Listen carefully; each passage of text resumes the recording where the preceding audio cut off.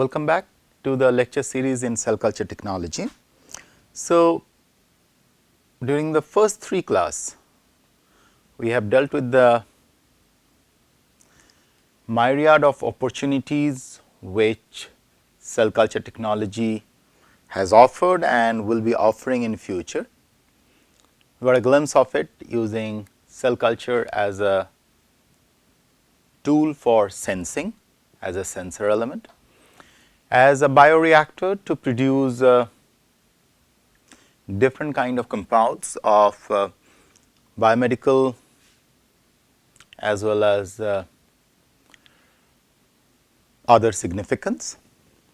Apart from it, we highlighted the fact that understanding the fundamentals of cell culture technology and the basic philosophies will be one of the very basic prerequisite for stem cell biology and regenerative medicine. Apart from it, the dream of mankind of having artificial organs. And when I talk about artificial organ, here I am not talking about extracorporeal devices where you have dialysis bags or all those other kind of things, or heart lung machine. I am talking about a kidney developed from biological elements very similar to our existing kidney, or a heart developed using cardiomyocytes, endothelial cells, so on and so forth. That is where the future is. Now, while talking about the biology of the cells, we talked about the oxygen tension, oxygen and carbon dioxide. Very briefly, of course, we will come back to these things.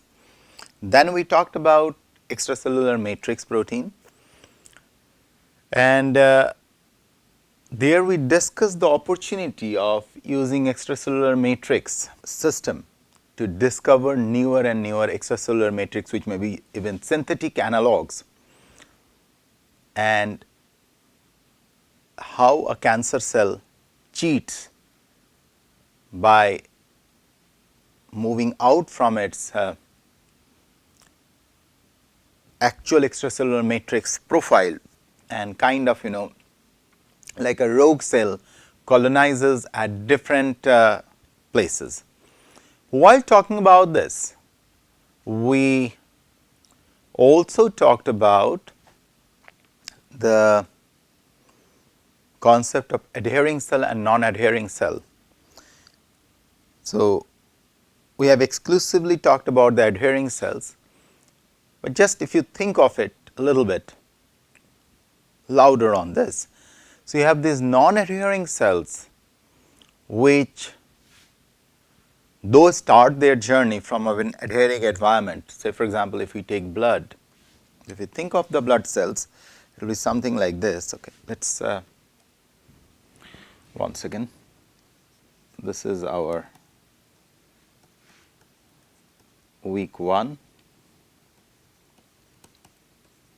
lecture 4. So, this is the 4th lecture, and talking about non-adhering cells. So, if we take for example, if we take the example of RBC or red blood cell, which is also called erythrocytes.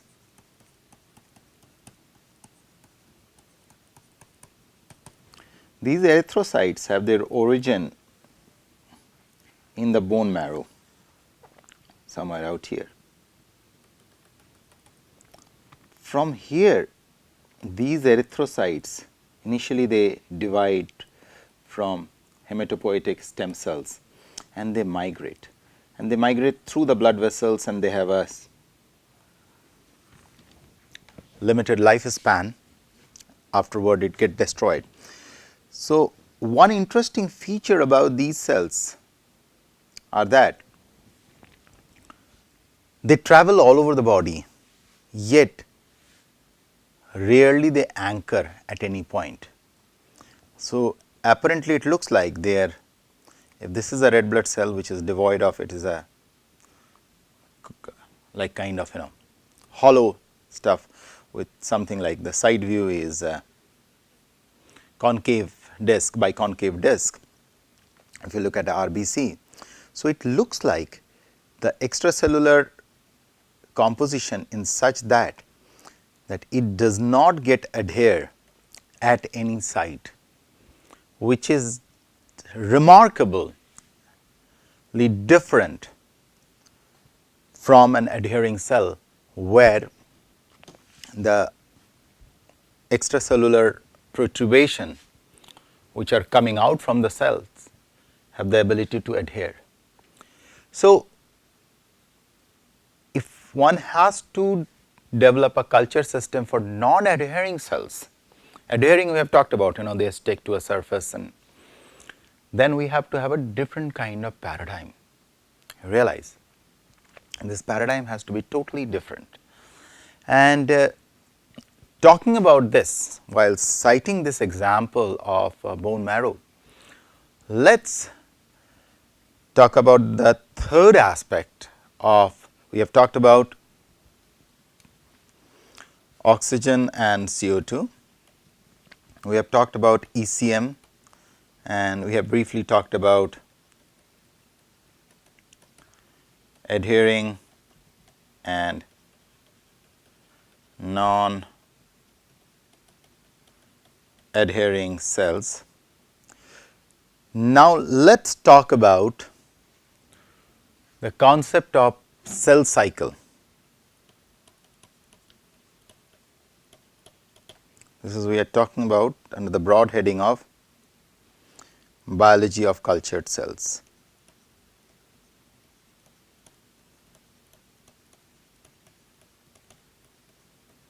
So, before I move on to the cell cycle part, I wish to highlight one point which I missed out while I was talking to you about oxygen and carbon dioxide. So, if you realize, in our body the oxygen supply is met by the molecule called hemoglobin, Hb, hemoglobin,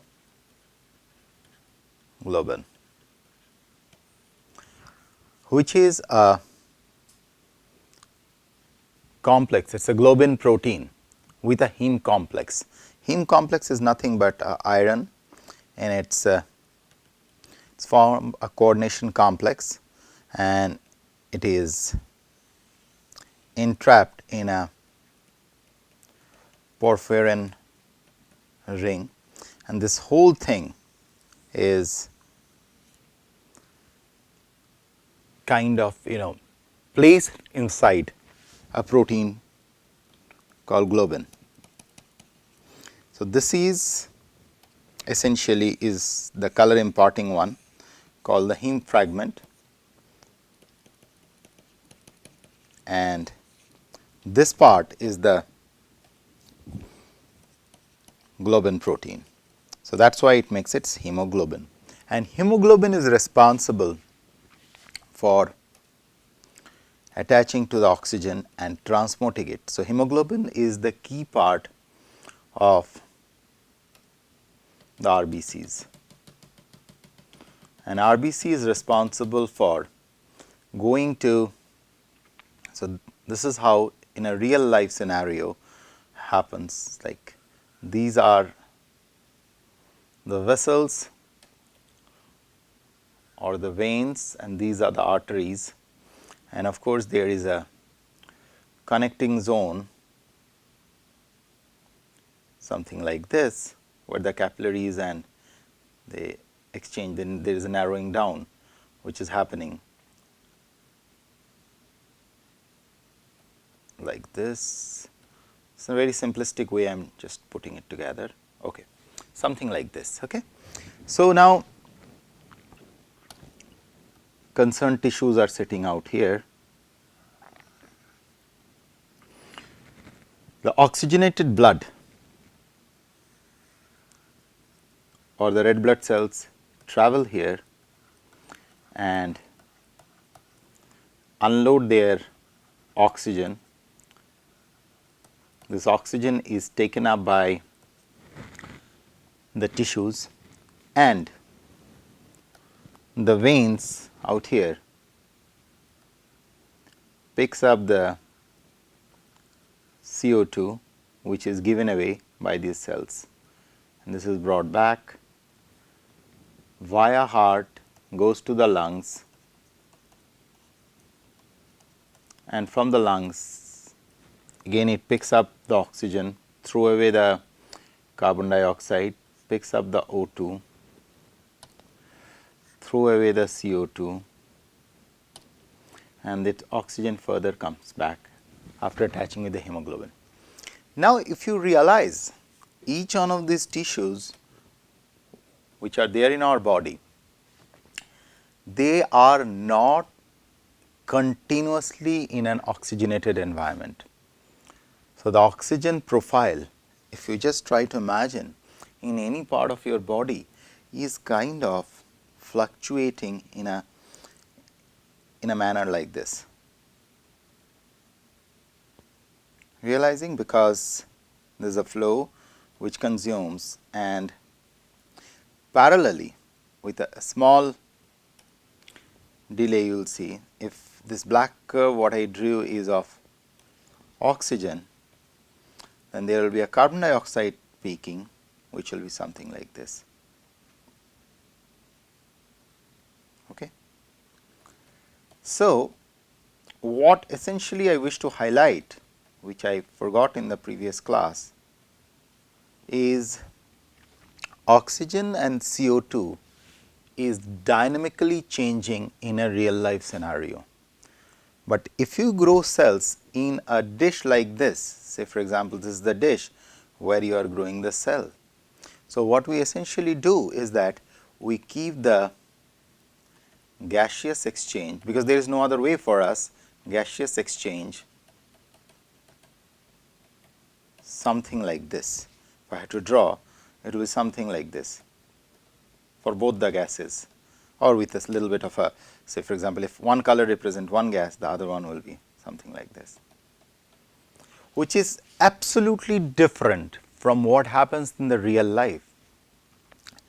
But then how we could get around this problem?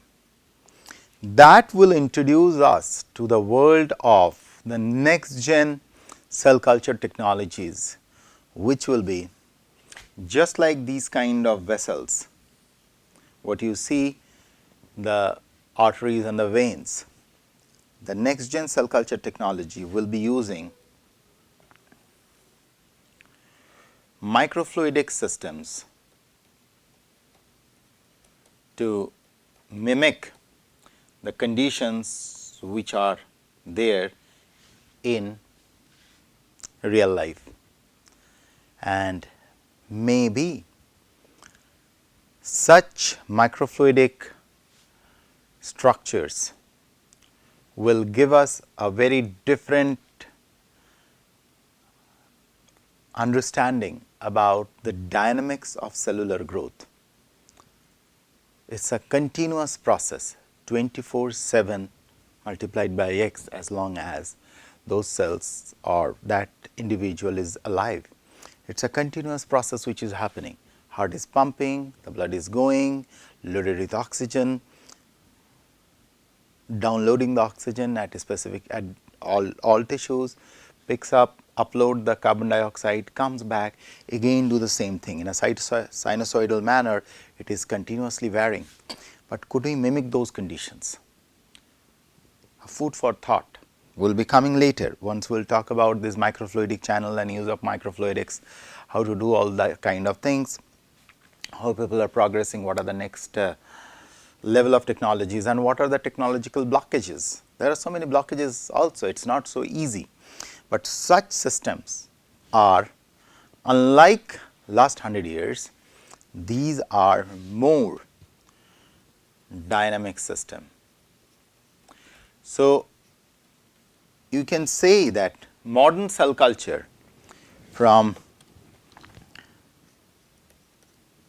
static cell culture the future will be more of a dynamic cell culture, and such dynamic cell culture will be needing lot of understanding of engineering, and within engineering, microfabrication,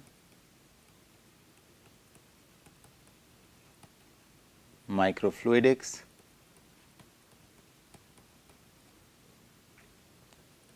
mass transfer, diffusion, lot of understanding of transport phenomena,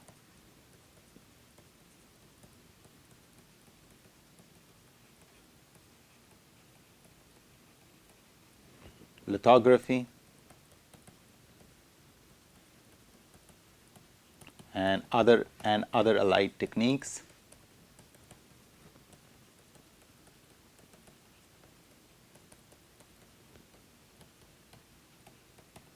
And fluid mechanics.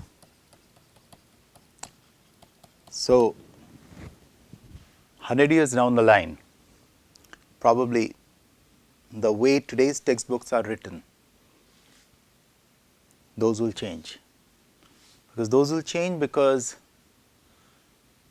we are ushering into a very different time, where slowly we are realizing that we cannot study a system of this magnitude, where every second or every minute the milieu is getting freshened up or getting perturbed by static systems.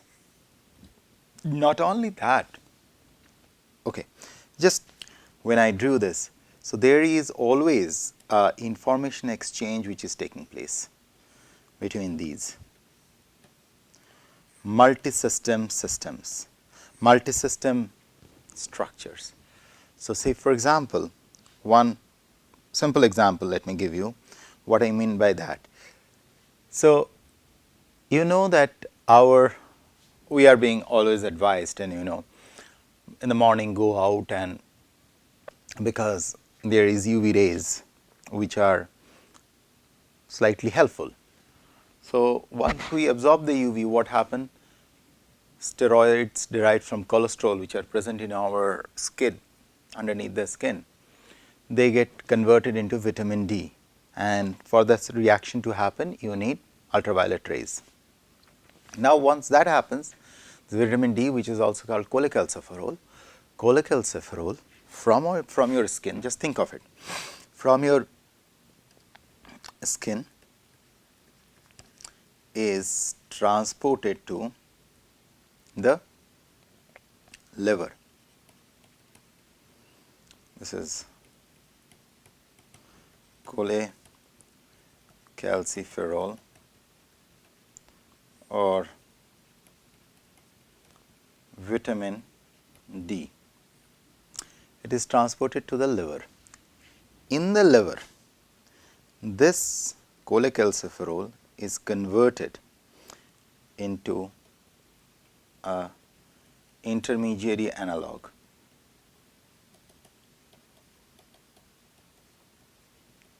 This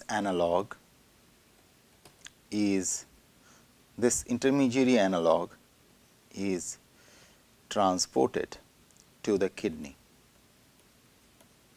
where this is transformed into an hormone called calcitriol, and calcitriol is a hormone which is secreted by the kidney, which is responsible for absorbing calcium and phosphorus by the bone.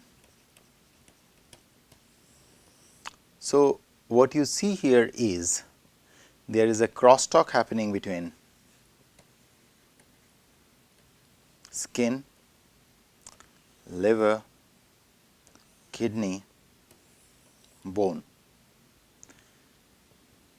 That's the complexity, or that's the integrity of such systems are. So, future of cell culture technology will be very, very dynamic. So, that is where we digressed when I told you that, whenever we will have to talk about these things, we have to talk by pulling everything together. We cannot talk in isolation that, I see this, I observe this in, but then you have to have what is the implication of it, why this particular cell type behaves in such a way, where we maintain the conditions what is needed. And again, one has to realize, if we maintain a higher oxygen tension, this may lead to oxidative damage, because higher oxygen tension always leads to the free radical formation. That is the penalty we pay for being an oxygenated environment. So, we have to ensure that the oxygen tension is not maintained at a higher level for a prolonged period of time. Similarly, that brings us to the fact that how very systematically we can keep the oxygen tension low and ensure there is not much accumulation of CO2. Having said this, this brings us to two different situations. Sometimes such situation, this situation which is currently prevailing, there is a constant level of CO2 and oxygen which is mostly supplied by the air, unlike what is happening in real life, can lead to certain cell cycle issues. So, let us first of all talk about where we were supposed to start is cell cycle.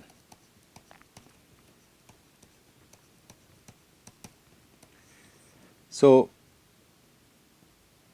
here let me highlight that you can, in the previous class I told you that you can distinguish between adhering cell and non-adhering cells, right.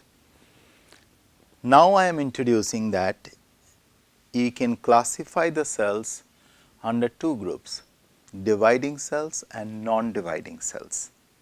Okay. So, let's put it. So, I am classifying the cells now as non-dividing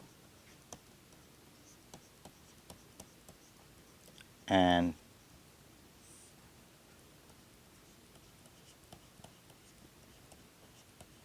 dividing.